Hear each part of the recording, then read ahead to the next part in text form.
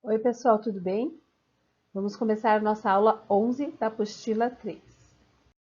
Bem, nós continuamos com o mesmo tema das duas últimas aulas, que são as alterações ambientais. Hoje, nós vamos ver a camada de ozônio e suas consequências e também sobre o desmatamento e suas consequências. Bom, coloquei esse slide para vocês, essa imagem, para você relembrar das camadas que nós temos na atmosfera. Então, aqui você é a Terra, a superfície e todas as camadas da atmosfera. Logo após a estratosfera, você vai ter a camada de ozônio. A camada de ozônio é importante porque é uma camada de proteção. Ela chega a proteger de 70% a 90% de todo o raio ultravioleta que chega aqui na superfície terrestre. Então, ela é uma camada protetora dos ecossistemas, extremamente importante. E como que surgiu essa camada?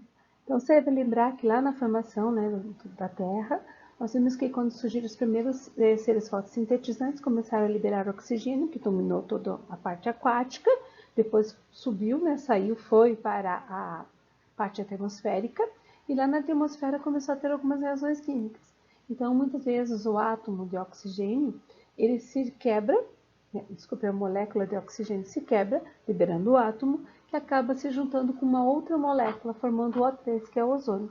E é isso que ocorre lá na camada de ozônio. Então, você tem uma camada de O3, que a hora que bate o raio ultravioleta, libera um átomo de oxigênio, fica oxigênio. Mas se choca com outro, acaba reformando esse ozônio. Então, ela está sempre se refazendo, sempre se reestruturando. Então, essa camada ela é tão protetora do nosso sistema, tão importante, porque ela impede que o excesso de radiação ultravioleta chegue à atmosfera e cause diversos danos que nós vamos ver mais para frente. E de tão importante que ela foi determinado que no dia 16 de setembro, né, é o Dia Internacional da Preservação da Camada de Ozônio. Como eu falei que a aula era sobre as alterações ambientais, a gente vai ter que ver quais são essas alterações que estão acontecendo dentro da camada de ozônio. Então, é lógico que os efeitos, né, as alterações ocorridas, todas elas provêm das atividades humanas. Né? Então, aqui tem uma imagem que mostra para você a Terra, que onde tem atividade humana, você vê a diferença, né, de espessura que tem nessa camada de ozônio, né, devido aos gases que nós acabamos produzindo e acabamos liberando nessa região, que faz esse consumo da camada de ozônio, ou seja, enfraquece essa camada de ozônio. Bom, e quais são as atividades que a gente faz, né? Quais são essas atividades que fazem com que essa camada de ozônio ela perca a espessura padrão dela? Então, acontece que nós temos atividades que a gente usa o clorofluorcarbono, o CFC. Então, quando que o homem usou isso? Durante a fabricação de alguns componentes, aerosóis, equipamentos eletrônicos, produtos de limpeza, inseticidas, até no próprio funcionamento, né, de aviões a jato, acaba acontecendo isso. Então, a gente sempre fala que os suspeitos são alguns elementos comuns que nós temos em casa, como ar-condicionado, extintores e refrigeradores. Mas se o CFC faz tanto mal para a camada de ozônio, ele agride a camada de ozônio, ele é permitido? Não, ele não é permitido. Ele já foi proibido o uso, né, desde um protocolo que aconteceu em Montreal em 1987. Tá? E muitos países foram substituindo esse gás, né, por outros. Aqui no Brasil, a gente usa uma mistura de propano com butano. Tá? Só para você saber, o Brasil ainda não chegou a perder 5% da camada de ozônio sobre o território brasileiro, né? Mas, né, acontece que o CFC pode ficar por muitos anos na natureza, na atmosfera, ele leva muito tempo até ele chegar lá na camada de ozônio, ter toda essa ação, então nós ainda vamos ter algumas consequências do uso desse material, dessa substância nas nossas atividades. Então, e o que acontece? Então, quando o homem produziu, usava esse CFC, ele é liberado na atmosfera, ele começou a escalada, né, subir nessa atmosfera, até chegar na camada de ozônio. Lá ele faz o que? Ele vai agredindo esse ozônio, tá? Agredindo. E não é que ele faz um buraco, como a gente chama, buraco na camada de ozônio. Na verdade, ele vai corroendo essa camada e vai tornando ela cada vez mais fina, mais delgada. Então, olhe lá na imagem, você vai ver Se a função da camada de ozônio é filtrar os raios ultravioletas e não permitir que eles cheguem com grande intensidade na superfície terrestre, o fato de você utilizar esses aerosóis e CFCs, você vai destruindo, você vai dificultando a nova formulação dessa camada. Então, você não permite que ela se reestruture. Então, você torna ela mais delgada. Tornando mais delgada, a intensidade do raio que chega na superfície é maior. Aí sim vai acabar atingindo os seres vivos que vivem nessa Terra. Então, para você entender, né, como é que acontece esse processo de formação e destruição, isso é uma coisa natural que ocorre lá na camada de ozônio. Então, o raio ultravioleta, eu vou pegar aqui a canetinha para você ver. Os raios ultravioletas, eles chegam, atingem o ozônio, né, a molécula de ozônio, e acabam separando, retirando o átomo de oxigênio, que ao se unir com outra, né, molécula de oxigênio, forma de novo ozônio. Aqui a molécula de oxigênio encontrou outro átomo e também formou o ozônio. Então, esse processo de reconstrução da camada é o tempo todo, está sempre reconstruindo. Quando que não ocorre a reconstrução? Quando, naquele espaço, naquele ambiente ali, vai ter o CFC. Daí vai dar uma interferência nesse processo natural. Então, olha lá o que acontece. Você tem o CFC que chegou lá na camada de ozônio. Quando ele está lá, ele vai, através dos raios ultravioletas que vão atingi-lo, ele vai liberar um átomo de cloro. Tá? Aí o que vai acontecer com esse átomo de cloro? Olha lá, ele vem para cá, né? Ele vai chegar e vai competir com a molécula de oxigênio e vai roubar um oxigênio. Então, não desfez, acabou desfazendo a molécula de ozônio e agora nós temos só oxigênio. Né? Caso, né, ele solte essa reação, quase se desestabilize e acabe soltando, aí ele vai encontrar esse oxigênio, um outro oxigênio e acaba formando apenas uma molécula de oxigênio. Então, o que acontece? De ozônio, de uma molécula de ozônio que eu tinha, eu agora só vou ter oxigênio, como você vê aqui, tá? Aqui tá meio apagadinho, mas aqui tem a moléculazinha do oxigênio. Então, esses passos vão ficar sempre se repetindo, e isso vai fazer com que a camada não se reestruture novamente. Então, ela vai afinando, ficando delgada naquela região. E uma das coisas que a gente tem que lembrar é que você produz, o CFC libera sobre o local onde você está trabalhando, tendo atividade. Aí o que vai acontecer? Não é nesse local que vai formar o buraco na camada de ozônio, mas as correntes de vento vão acabar levando esse CFC para outras regiões. E uma das regiões em que a gente observou bastante a destruição da camada de ozônio é na região antártica, onde esse buraco chega a ter 20 milhões de quilômetros quadrados, praticamente todo o continente, né? Então tem um especialista, né, que trabalha no Instituto INPE, o Volker, que ele fala assim, provavelmente essa reação aqui, o tamanho desse buraco, é devido a dois motivos, né? As temperaturas menores que temos lá no globo e onde tem a menor renovação do ar, ou seja, a menor produção de oxigênio para você poder fazer essa compensação. As consequências, né? As consequências para nós que vivemos aqui no planeta Terra são terríveis. Então, se eu tenho uma diminuição da camada de ozônio, eu vou ter uma incidência de raios ultravioletas extremamente grande, que lá no mar, isso aqui é o fitoplâncton, essa primeira imagem, aqui, você lá no mar, esses fitoplâncton, por receber essa incidência extremamente alta, vai acabar morrendo. E se ele morre, ele não vai produzir o dimetilsulfeto, que é uma substância que ele libera, e lá na atmosfera, nas nuvens, elas vão fazer a aglutinação das gotículas de água para poder fazer a chuva. Então, eu vou ter mudança no regime das chuvas. E nessas mudanças, eu vou ter regiões onde eu vou ter muita seca. E vou ter outras regiões onde vão começar a chover, eu vou ter uma alteração climática muito grande, né? Aqui você tem uma imagem de uma laranja, de um fruto, né? Que foi queimado pelos raios ultravioletas. E aqui embaixo é uma imagem da folha que foi queimada. Então, as plantas, o cultivo dessas plantas para alimentação vão sofrer perdas. E se eu já não consigo ter alimentação para a população toda, imagine tendo um agravamento desse efeito, né? uma ação muito intensa dos raios ultravioletas aqui sobre frutos e folhas, eu vou ter uma perda muito grande de colheita e vai faltar mais ainda alimentação. E é claro que mostrando para você, não é um buraco como parece aqui, mas entrando vai queimar tudo. E para nós, seres humanos, o que vai acontecer? Nós vamos ter uma incidência maior, nós podemos ter lesões de pele e até as mutações, porque você já sabe que o raio ultravioleta ele pode ter ação cancerígena. E continuando, entre as consequências que nós vamos ter, nós temos o problema também da catarata. Então, você vê aqui no olho, aqui é um cachorro, você vê aqui no olho dele, que tem fica uma película esbranquiçada sobre o cristalino, impedindo que tenha uma boa visualização.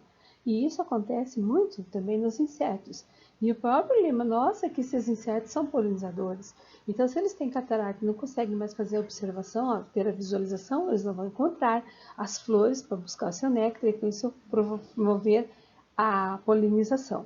Então, nós vamos ter grandes perdas também, além de você perder daquilo que já está plantado, porque queima, a perda de você não ter a continuidade da produção. Mas como é que fica toda a situação? A gente precisa tomar sol. Então, olha lá. Sempre que você for tomar sol, você precisa usar sim um protetor solar, tá? Se você for ficar exposto por muito tempo, tá? Tá na praia. Mas lembre que esse muito tempo tem um horário. Então, você sempre tem entre 10 horas da manhã e 4 horas da tarde, a intensidade dos raios é maior. Então, nesse período, evitar ficar no sol, exposto nesse sol. No verão ou no inverno, você sempre vai ter a informação na mídia, rádio, televisão, que avisa você, olha, hoje os raios, a incidência dos raios ultravioletas está muito elevada, evite ficar no sol. Então, sempre seguir esses conselhos. No inverno, principalmente no inverno, que você vai ter uma incidência maior de raios, você tem que tomar cuidado e tem que usar aqui, ó, óculos protetores da vista. Por quê? Porque são eles que vão impedir que você desenvolva a catarata, como nós vimos no slide anterior. Dá nos animais, mas também na gente. Então, pessoas que moram muito próximo lá do continente antártico, assim, na ponta lá do Chile, elas são obrigadas, desde muito pequenas, a usarem óculos escuros, óculos de sol, para evitar desenvolver essa doença de catarata. E por que eu tenho que tomar vitamina? Desde pequenininho eu preciso tomar tomar sol, porque ele vai auxiliar na produção da vitamina D. Então, eu preciso tomar sol.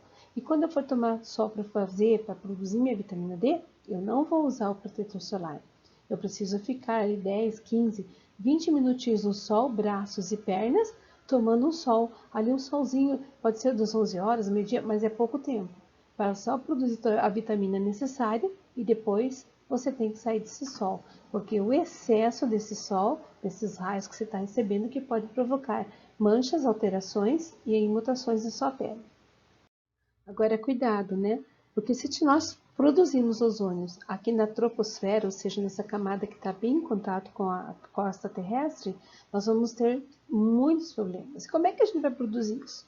Alguns automóveis acabam emitindo substâncias como óxido nitroso, tá? E também da queima de carvão, que vão acabar liberando oxigênio. Mas esse oxigênio, ele vai... Aqui é um átomo, tá? Ele vai reagir com o oxigênio presente na troposfera e vai formar o ozônio. Esse ozônio é extremamente tóxico para nós, tá? Extremamente tóxico. Você vai ver no próximo slide. Olha as consequências. Eu vou começar primeiro com as consequências aqui e já falo sobre o primeiro item. Então, ele vai impedir o crescimento dos vegetais e vai agravar ele não vai causar, mas ele vai agravar os sintomas de doenças vasculares e doenças respiratórias. Agora, ele é bom, por quê? Porque ele destrói micro-organismos. Por isso que vocês veem em algumas casas, alguns locais que vendem filtro de água com ozônio. Aí você pega a água ozonizada para você lavar verduras, frutas, para você higienizar, para matar todos os micro-organismos. Para isso ele é bom. Mas quando ele forma ali no ambiente, por causa da queima de combustível ou por causa da fumaça de indústrias, você forma ali o ozônio, você acaba respirando ele se torna tóxico e pode parar até atingir alguns órgãos e fazer-os parar. Daí você pode até ter prejuízos muito maiores, tá? Bom, Com isso, a gente termina a parte de ozônio, né? Uma boa pincelada no ozônio. Sugiro que vocês fiquem bem atentos, observe se tem alguma notícia nova, porque sempre acontecem ações, né? Que mostram sobre essas alterações ambientais e principalmente essa que nós vamos entrar agora, que é o desmatamento. Desmatamento não tem muito o que você explicar, né? Todo mundo sabe.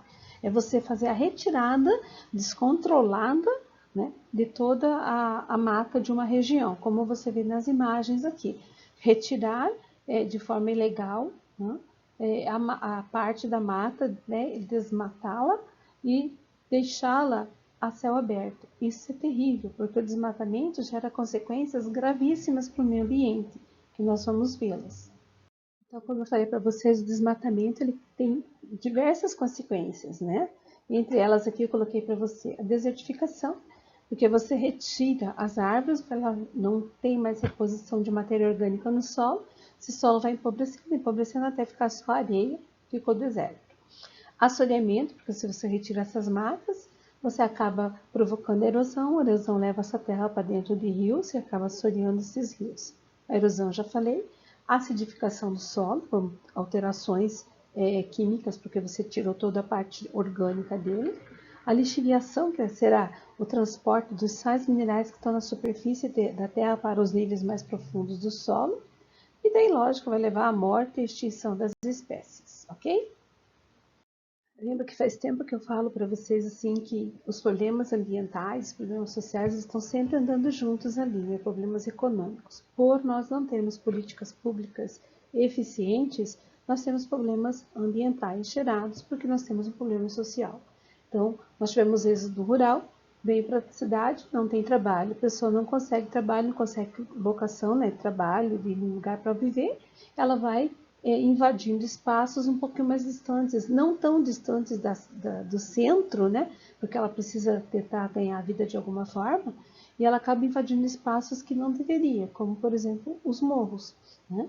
E essa invasão desordenada, como você observa na imagem, vai gerar diversos problemas, porque todo morro, a vegetação serve para segurar a terra, segurar as rochas que estão nele ali, estão presas, que estão segurando aquele material. Na hora que eu faço construções, essas construções não vão ter o mesmo papel. Com isso, quando vêm as chuvas fortes e constantes, vai umedecer demais o solo vai deslizar e vai desbarrancar tudo. Então, a falta dessas políticas, precisamos de lugar para morar, precisamos ter lugar para essas pessoas, mas por falta de política pública, né, que atenda essa necessidade, nós acabamos gerando um problema ambiental. Desmatamos uma região grande de mata para colocar pessoas, mas correndo risco de vida, o que não deveria ser assim. Aqui eu trouxe para vocês um exemplo de desertificação, né? Um ambiente em que antes tinha floresta, foi retirada essa mata, e retirada essa mata, retirou-se a matéria orgânica, não teve reposição, com o passar do tempo, ficou somente a areia, como você vê na mão aqui do rapaz, jogando pura areia. Para recuperar um espaço desse, é um trabalho grandioso, no qual você vai ter que trazer terra adubada, com qualidade, ainda observar bem a região para ver que tipo de terra que você pode pôr e que tipo de vegetação para você recompor esse ambiente, o que se torna muito caro. E aqui eu trouxe para vocês o assoreamento. Então, você tem aqui ó, matas ciliares, bonitinho, né, dos dois lados. Aí, por algum motivo, você retira essa mata ciliar, removeu a mata ciliar, a chuva bate, ou mesmo o vento, vai acabar levando essa terra para dentro do rio, diminuindo o leito. Quando você faz esse depósito de sedimentos aqui, você tem uma imagem como essa aqui da foto, onde o rio, onde antes você tinha vida, você sabe que tem população ribeirinha ali que vive da pesca, desse rio, você sabe que às vezes esse rio pode ser o rio que vai suprir a necessidade de água da cidade, e você acaba fazendo assoreamento, você diminui o leito e você vai matando, sem falar que dependendo, né, da quantidade, do tipo de mineral que tem nessa barranca de rio, pode causar também a eutrofização. Um exemplo para vocês de lixiviação, tá? Então, lixiviação, o que acontece? Quando você tem a mata bonitinho, vai cair a chuva, né? Vai bater aqui na mata, vai escorrer lentamente, cair no solo, vai dissolver os sais minerais e vai pôr no subsolo. Mas as raízes absorvem e retomam de novo né, fazendo um ciclo biogeoquímico. Então, você está sempre fazendo um ciclo ali desses minerais. Agora, se você retira a mata, a água vai bater, né? Não tem mata nenhuma para segurar, vai causar erosão, vai causar assoreamento aqui nessa região, e os minerais vão ser levados para as camadas mais profundas, porque não tem nenhuma raiz para segurar, não tem nada, as mais profundas do solo. Aí você não fica como se tivesse por perdido, porque fica muito profundamente. E para você recuperar uma situação dessa, você vai ter que fazer um trabalho também de solo, para depois você fazer o plantio, para tentar recuperar com raízes, né? Com plantas que têm raízes certas, para você tentar recuperar esses elementos químicos, o que se torna quase, digamos que impossível para você fazer essa recuperação. Tá? E é claro, né, que tudo isso aí, todas essas alterações vão gerar a morte e até a extinção de algumas espécies, né? Aqui eu reuni todos, não só aqui dessa aula, né? Mas a ave que acabou mergulhando no óleo, né? Animal que bebeu de água contaminada, morreu da seca, das queimadas, da poluição que a gente joga no rio, nos rios, nos mares. Então, é tudo que nós fazemos, tudo que nós alteramos o equilíbrio da natureza, tudo que nós alteramos o ambiente, nós estamos provocando a morte de alguns desses seres. Então, fica para você, né? Por que eu vou preservar? Aí é fácil de você entender. Por que eu tenho que preservar? Porque se eu preservar, eu vou conservar o equilíbrio natural entre os seres que estão habitando e até conosco. Porque eu vou ter a produção de oxigênio, gás carbono, vai estar tudo em equilíbrio. Os elementos químicos vão estar em equilíbrio. Além disso, eu vou conseguir obter alimentos e remédios que eu ainda não conheço. Então, nós temos florestas e o mar, é um exemplo de ter inúmeras espécies que nós não conhecemos. Será que lá não tem uma substância que vai curar de alguma doença? Será que nas matas não tem algum remédio muito importante que a gente possa vir a descobrir? Né? Além de ter a reserva genética, né, dos seres que habitam aqui o nosso planeta. Então, bom, com isso a gente finaliza a nossa aula, né? Coloquei umas imagens para vocês lembrarem como o planeta é bonito, os animais, os seres, então é muito importante você preservar, e não importa, né? Mas, mas uma cobra, vou matar uma cobra. Uma cobra que a gente mata, a gente desequilibra toda uma teia alimentar. Então, nós temos que pensar muito bem sobre isso, ok? Então, até a próxima aula.